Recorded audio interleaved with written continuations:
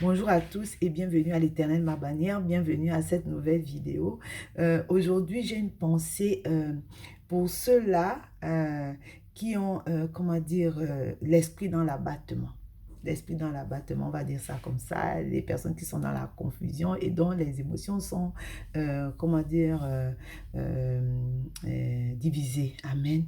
Vraiment, la parole de Dieu dit que lorsqu'on tourne vers lui les regards, on est rayonnant de joie et le visage ne se couvre point de honte. Amen. Aujourd'hui, on va détourner, je nous invite à détourner notre regard de nos situations comment dire, regarder à lui. Regarder à lui, à celui-là qui est le maître des temps et des circonstances. Amen. Amen. Et je nous invite aujourd'hui à méditer sur 10 versets, vraiment sur 10 versets. Et on va commencer par 1 Jean 4, 16. Je ne vais pas lire tous les versets d'abord, mais on va commenter au fur et à mesure. Amen. On va voir aujourd'hui c'est quoi la nature de Dieu et son caractère pour que nous sachions que celui en qui nous avons cru, Amen, est le grand Dieu. Il n'y a pas un autre Dieu que lui. Amen. Capable de nous sortir des situations dans lesquelles nous sommes et répandre au-dedans de nous et autour de nous sa joie. Amen. 1 Jean 4, 16 dit, « Et nous avons connu l'amour que Dieu a pour nous et nous y avons cru. Nous avons cru à cet amour. Dieu est amour. Si quelqu'un vit dans l'amour, il vit en Dieu et Dieu en lui. » Amen. Amen. On doit retenir dans ce verset que Dieu est amour. Plusieurs versets nous montrent que Dieu est amour. La parole de Dieu dit que Dieu a tant aimé le monde. Dieu nous a aimés plus que nous-mêmes. Amen. Il nous aime plus que nous-mêmes. Il a donné son unique, ce qu'il avait de plus précieux. Amen. Donc nous avons du prix à ses yeux. Il est amour. Il nous aime. Il nous aime. On va lire Colossiens 1,16 qui dit, en effet, c'est en lui que Dieu a tout créé dans le ciel et sur la terre. Et les choses qu'on voit et celles qu'on ne voit pas, les forces et les esprits qui ont autorité et pouvoir, tout est créé par lui et pour lui. Amen. Donc, ça veut dire que Dieu a comment dire, il a le contrôle. Il a le contrôle de tout. S'il a le contrôle de tout, il a le contrôle de tout ce qui nous concerne. Il a le contrôle sur nos vies. Amen. Amen. Il est donc le créateur. Il a tout créé. Il est en dehors de ce qui a été créé. Il a tout créé. Amen. Amen. On retient ici que Dieu est le créateur de tout. De tout. Amen. Ok. Deutéronome 4, 31 là, dit, en effet, le Seigneur votre Dieu est un Dieu plein d'amour, plein d'amour. Il ne vous abandonnera pas, il ne vous détruira pas, il n'oubliera jamais l'alliance qu'il a faite avec vos ancêtres. Dieu est le gardien de l'alliance. Il dit que quand nous sommes infidèles, il demeure fidèle. Amen. Donc ici, on retient que Dieu est le gardien de l'alliance. Dieu, la fidélité de Dieu est incontestable. Amen. Dans la situation dans laquelle tu te trouves, comment dire, ne définis pas Dieu par rapport à cette situation-là. Amen. Nombre 23, 19, vous allez remarquer, hein, j'ai utilisé la version parole de vie. En fait, j'ai trouvé qu'elle était plus parlante. Amen. On va lire Nombre 23, verset 19 qui dit, Dieu n'est pas un homme, il ne ment pas. Il n'est pas un être humain, il ne change pas d'avis. Dieu ne change pas d'avis. Amen. Dieu ne change pas d'avis. Quand il dit quelque chose, quand il dit quelque chose, il le réalise. Quand il fait une promesse, il la tient. Ça, c'est-à-dire que vraiment tourner le regard et regarder qui est Dieu. Hein. Regarder qui est Dieu va nous donner de nous repositionner. Amen.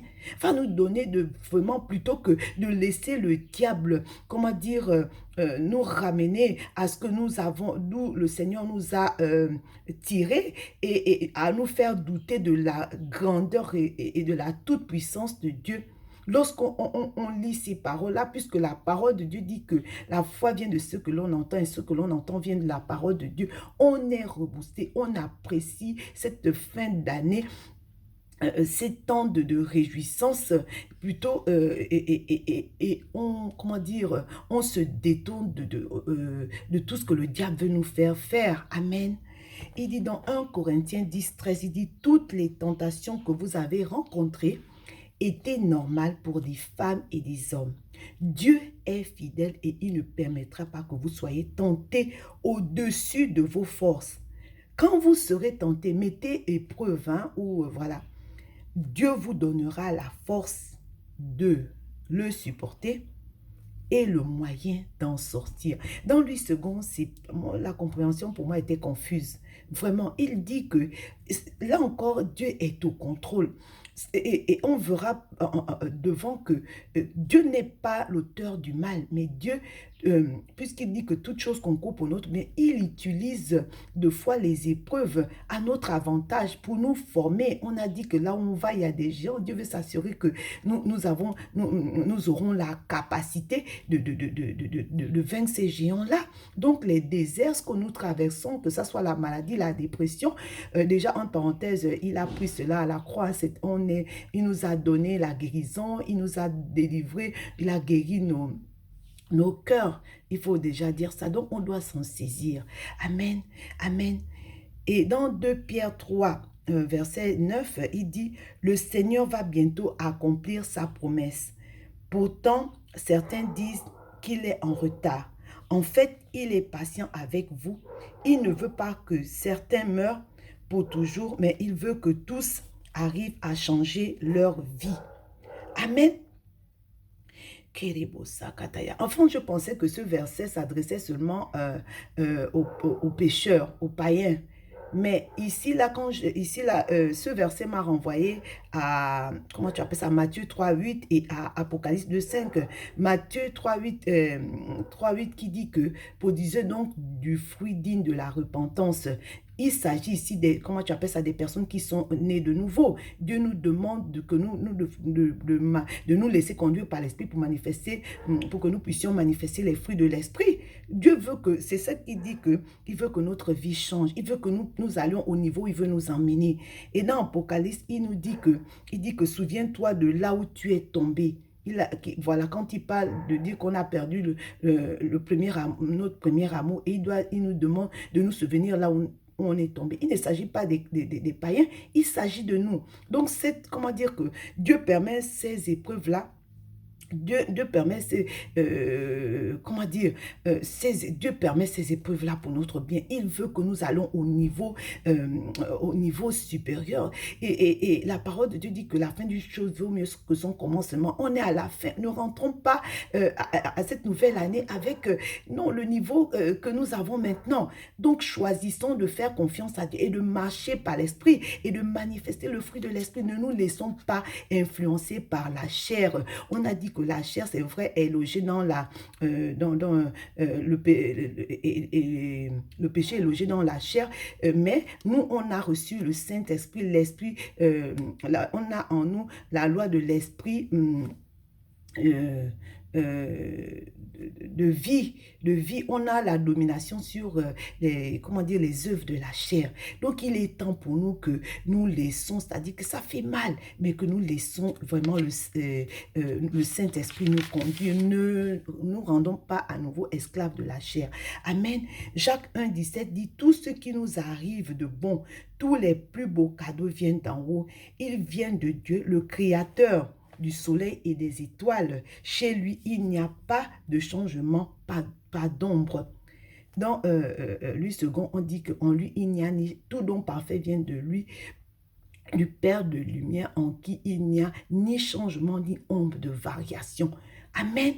Oui, Les épreuves, Dieu permet, mais elles ne viennent pas de lui. Le mal ne vient pas de lui. Tout en lui est parfait.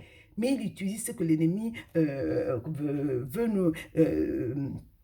utiliser contre nous pour notre bien. Il permet, mais Dieu n'est pas l'auteur du mal.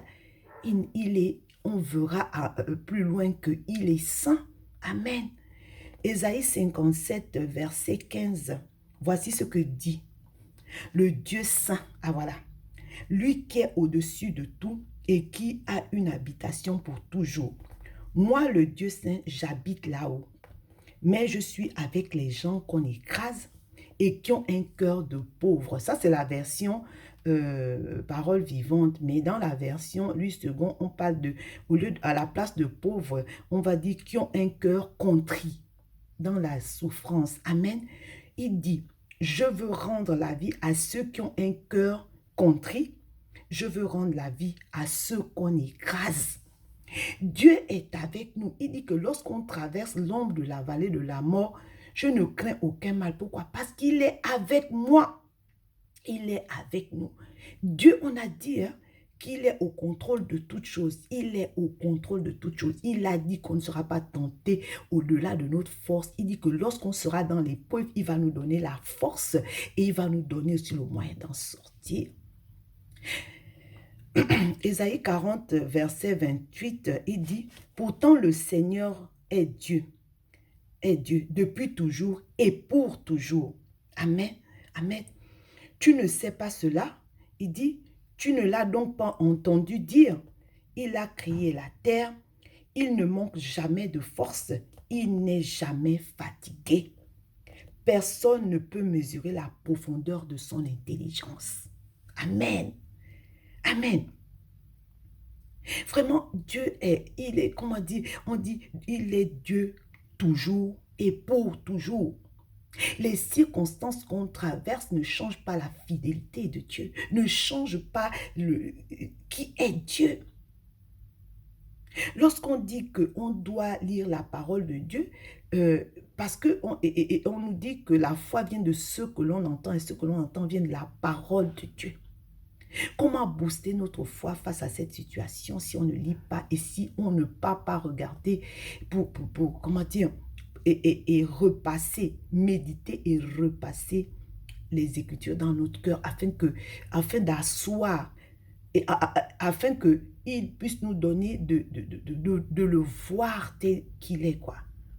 Amen.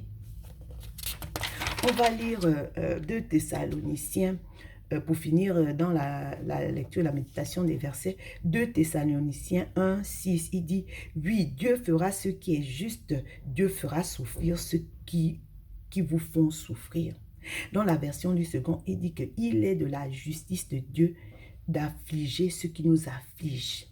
Amen. Et la parole de Dieu dit aussi dans le psaume 34, verset 19, il dit, « Le Seigneur est proche de ceux qui ont le cœur brisé, il sauve les gens découragés. » Vraiment, tous, c'est peu par rapport à ce que la Bible dit, c'est peu. Amen. On peut continuer même encore à chercher pour trouver qui est Dieu, pour faire asseoir notre foi, qu'on ne soit pas ébranlé. La parole de Dieu dit que d'où me viendra le secours? Le secours me vient de l'Éternel, celui-là qui a fait les cieux et la terre. Il n'y a personne d'autre qui peut nous secourir que Dieu. On a vu, Dieu est fidèle. Dieu est le Créateur. Dieu est amour. Amen. Dieu est éternel. Et Dieu est immuable. Il ne change pas. Vraiment, ne donnons pas l'avantage à l'ennemi. Refusons, on doit décréter que désormais, prend fin cette dépression-là qui agissent depuis plusieurs années et à cette période précise, à partir de cette année 2022, tout cela s'arrête là. S'arrête, c'est terminé la dépression, c'est terminé la confusion. Au nom de Jésus. On a dit que ce qu'on a reçu du Seigneur, c'est qu'il est le Dieu Et il est cette pierre-là qui va rouler et qui va pulvériser, qui va sortir de nulle part et qui va pulvériser les situations que nous traversons. Amen. Il est le Dieu de tout à coup. Tu ne sais pas d'où ça va venir, mais une chose est certaine, Dieu est tout puissant. Il a le contrôle sur tout. Tout lui appartient. C'est lui qui nous a créés. Qu'on soit sa créature ou son enfant, on est d'abord, comment tu sais, on est sa propriété. On est sa propriété. Prenez courage. Prenez courage. Reprenez ces versets-là et lisez et relisez-les. Au début, ça va être compliqué. Demandez au Saint-Esprit de vous fortifier. Amen. Demandez au Saint-Esprit. Moi, j'ai fait comme ça hein, et je continue à le faire. Je continue, je veux apprécier la vie. Mon Dieu, quand je vois depuis janvier jusqu'à maintenant, qu'ai-je fait? La parole de Dieu dit, qu'est-ce que l'homme pour que tu te soucies de lui? Quand je vois d'où je suis partie, quand je vois ce que j'ai traversé, quand je vois où je suis, mon Dieu, j'ai qu'une envie, c'est de le louer. Et l'ennemi n'aime pas ça. Et la chair n'aime pas ça. Invite, le Saint-Esprit certes habite en nous, mais c'est-à-dire qu'il ne naît pas là où on ne désire pas. Amen. Alors je nous encourage, repassez ces versets-là. Amen. Je vais vous les citer avant qu'on se sépare. Il s'agit de 1 Jean 4, 16, Colossiens 1, 16, Deutéronome 4, 31, Nombre 23, 19, 1 Corinthiens 10, 13, 2 Pierre 3, 9, Jacques 1, 17, Ésaïe 57, verset 15, Ésaïe 40, verset 28, 2 Thessaloniciens 1, 6. Demeurez bénis. Vraiment, je vous aime. Et comme je vous ai dit, vous comptez beaucoup pour moi. Comment dire, mais à la prochaine. Passez de bonnes fêtes de Noël.